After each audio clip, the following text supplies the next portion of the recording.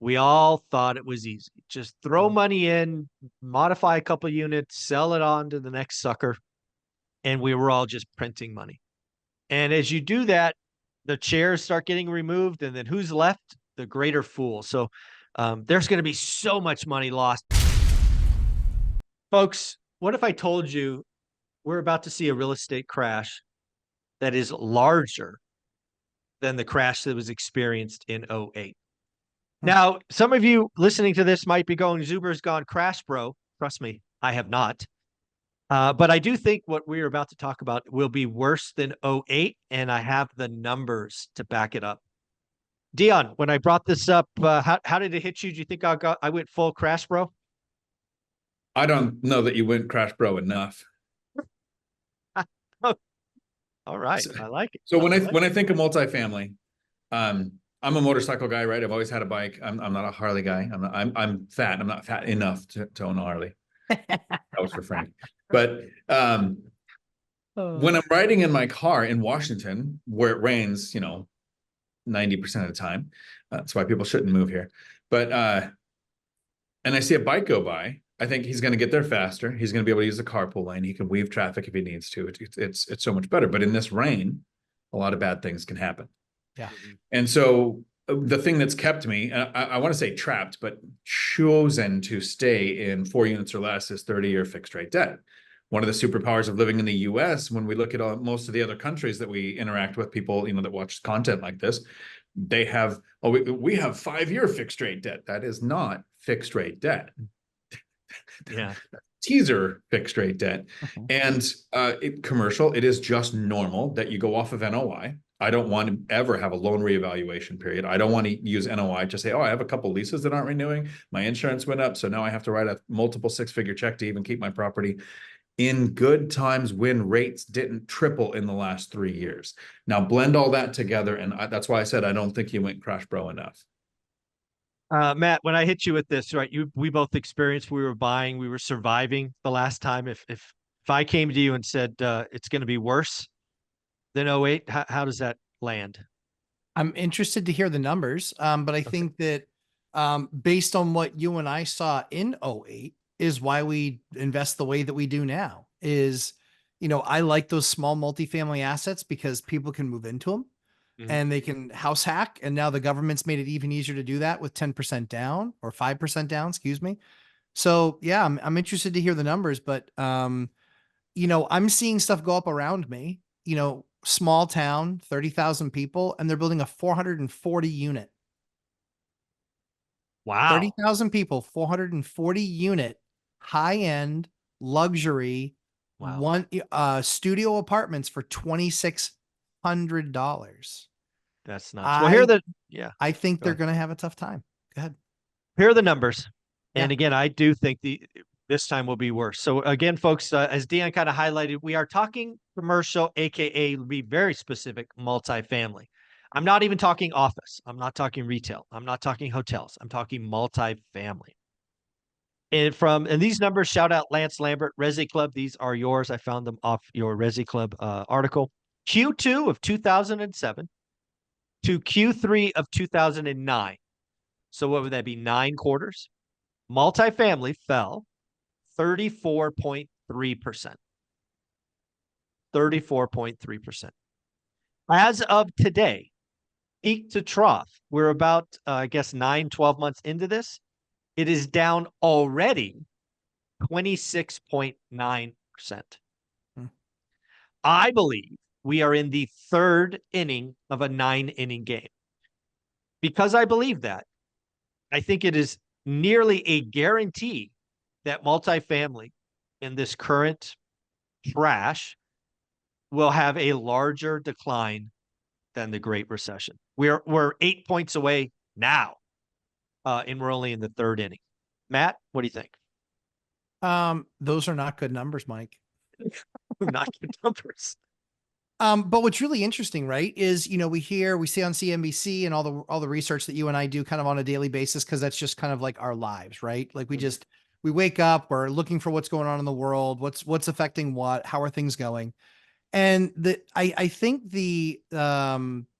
and you can tell me if I'm using the word wrong, I think the bifurcation of the market where we're seeing a very extremely expensive, large luxury multifamily is clearly suffering, but we're seeing the exact opposite on median minus homes, small multifamily, Yeah. small commercial. We're seeing crazy numbers that Mike, I got a proposal this week to buy somebody's building. And they said, well, but you can go to all of these rents. And then they gave me the price, like all the rents were already there. And I was like, I'm glad you think I work for you for $0, Yeah. but I'm going to get that appreciation, not you. If you want to go through the year of getting all the rents that high and all the updates that need to be happening to make that happen. So I think what's really interesting is that it's also making some of the bigger guys go smaller Yes. and say, you know what? I need an asset that's worth 1, 2, 3 million bucks that I can flip like that, as opposed to this big, $100 million asset, $80 million asset, $50 million asset. All the zeros there are not nice. Me personally, Mike, and you saw this in your entire career. Would you rather have $1 billion customer, or would you rather have 10, $100 million customers? I'll take the 10, $100 million customers every time. Every time. And that's all I've ever learned from how I diversified my portfolio and then different parts. So I think the numbers that you share are scary, but they're obviously what they are. Yeah. So let me be very clear for the crash bros who've been talking about single family homes crashing. You're still a moron. You're still an idiot. You can't read a chart. But I also believe this, what's really wild? Dude, we repeated the same exact stupidity in the commercial market that we did in single family last time. It is wild to see that we did the exact same thing. Okay, what am I talking about? One of the reasons that 08 blew up was because in 2006, 51% of loan origination were adjustable rate mortgages. Yep. 17 or 16% of those were the nasty nag am. The average time for the rate to change was just over 2 years, which means a lot were 2 years. So why did 08 happen? Because 06 vintage sucked. Yeah. Okay. Fast forward to 2021, 2022 commercial. Nobody can make the numbers work. So what did those idiots and morons do? They got bridge debt, IO, for 1 or 2 years with a 1-year add-on. Same stupid thing, just with a lot more numbers. It's crazy. That's just the first of a long list of similarities. Dion, how does that hit? How does that feel that we repeated the same stupid things again? So I think right now there's a huge threat out there for people who don't educate themselves. Syndicators were able to come out in 2021 and say, look at this massive rent increase that we've seen. Rates hadn't jumped up yet. And they projected, so not even predicted, they said, based on these projections, interest rates stay the same, rents continue to go the way they are, we can buy at this negative cash flow, and in 3 years, we're going to make all of this money. And so syndications are blowing up left and right. You've got that 160 million selling for 43 million and those things. So here's the real threat for the people who start thinking, okay, I have money to invest in syndications. How creative will the GP, the whatever they are, the person that puts it all together? Yeah, GP, general partner. Right. Put out the thing saying, 2 years ago, this building was listed for $60 million. We're able to pick it up today for $38 million. Look at the upside potential you have based on the next 2 years of what's going to happen. And it's going to sound great for the person who doesn't realize the value is where it's at because rates are where they are now. And yeah, if rates went to 3% in 2 years, value might go up, NOI might increase. But write this down, somebody, because nobody knows if 2 years from now, interest rates aren't above 10. That's right. You could tell me I'm full of crap, but we don't know. You don't know. I'm old enough to remember people with 18% mortgages. That was a thing. That can be a thing. And everybody thinks, oh, no, it has to keep going down because we trended down for 40 years. Yeah. Right. But there's no guarantee that that's going to happen. So I think a fool and their money are soon parted is going to happen a lot in the accredited investor realm. Oh, yeah. The accredited. Yeah. I've been warning for 18 months and I got a lot of notes from people. Oh, you know what you're talking about. I'm like, just wait. All right. So I got another one. Variable rate debt. Folks, you don't want it. You don't know where stuff is going. Nope. You know, Matt and I spent, I don't know, better part of 9 months several years ago getting most of our debt, if not all of it, fixed. You can get 30-year fixed rate money on multifamily. I did it. Yep. Right. Velocity Mortgage, Stephen Dow. Thank you.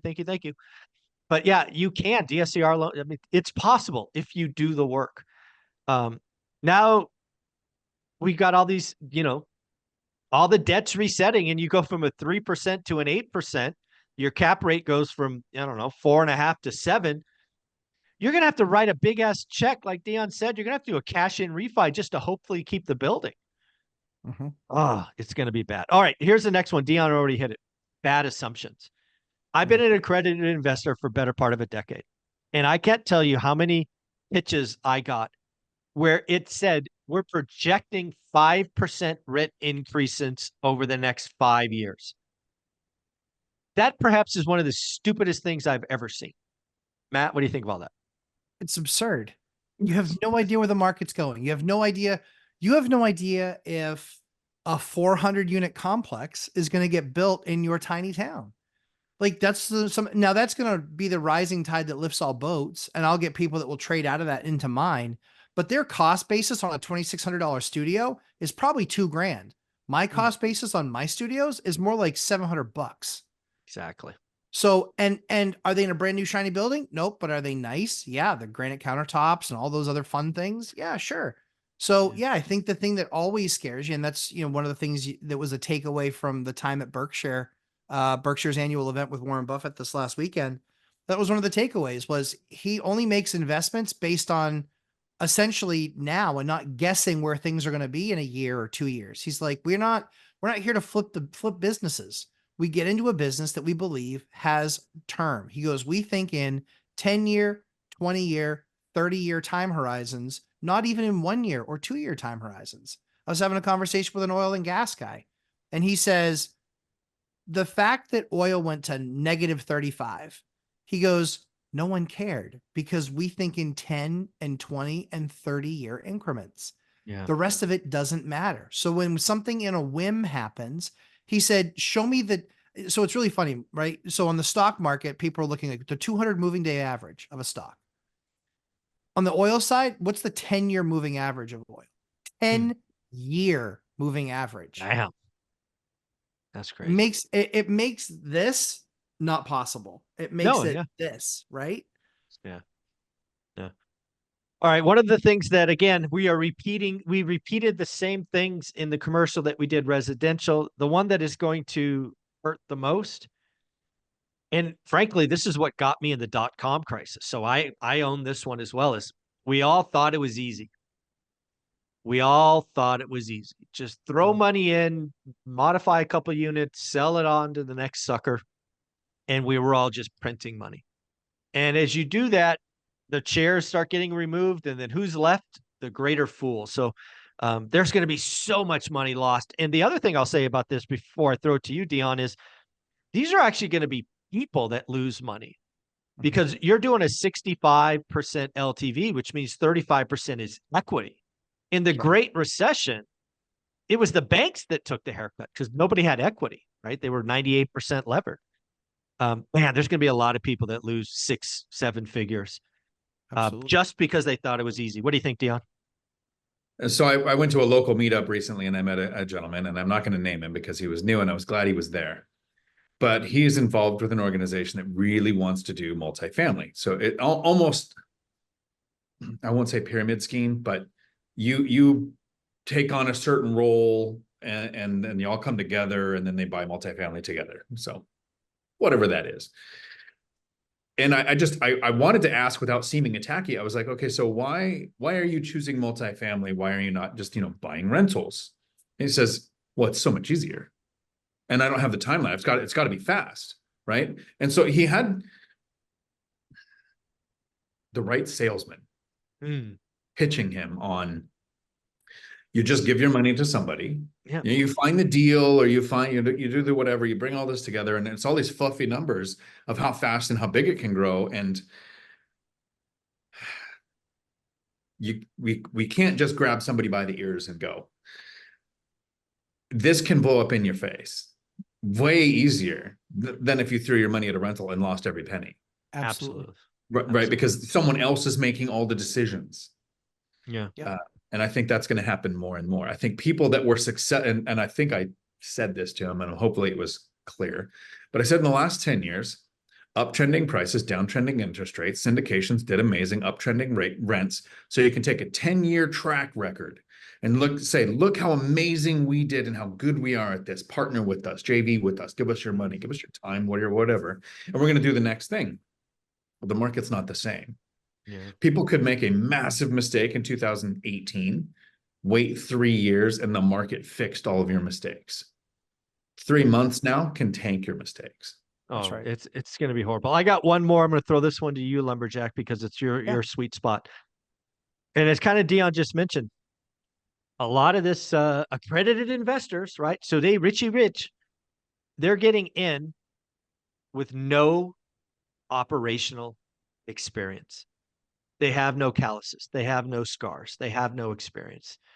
And it sounds good. They got a salesman whispering sweet nothings in their ear.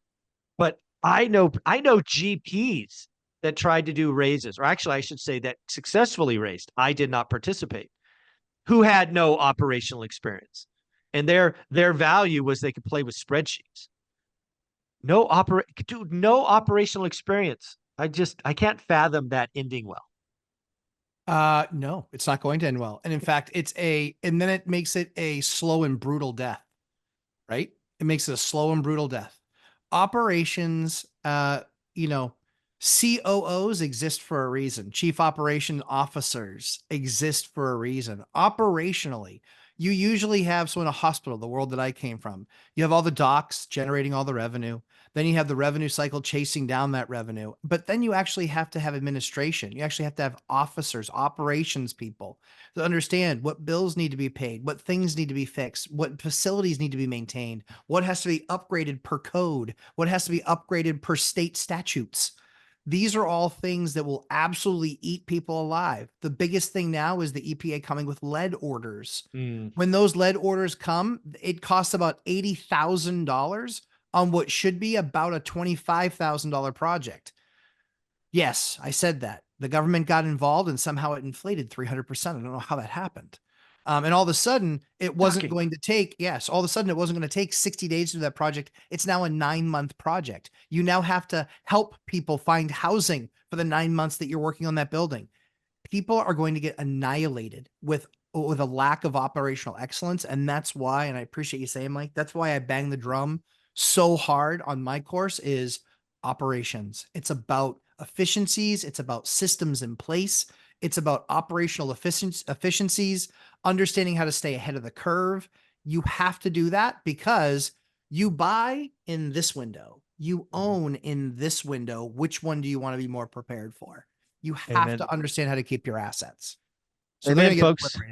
Yeah, this is not going to end well. Again, take it with a grain of salt, but I guarantee, and as strong as my guarantee could be, that the multifamily loss of 2007, Q2 2007 to Q3 2009 of 34.3%, it will be beaten in this collapse. We're already at 26.9. These numbers come from Resi Club. Go look it up, resiclubanalytics.com. Matt, where can people find you? Lumberjack Landlord on YouTube and Instagram, 11:30 a.m. Eastern Time Sundays. We do a live stream completely free where I try and answer my questions, at least until the bell goes off. There you go. Dion, where they can find you? Right here on YouTube, Dion Talk Financial Freedom. Thank you, buddy. Take care. Thanks, guys.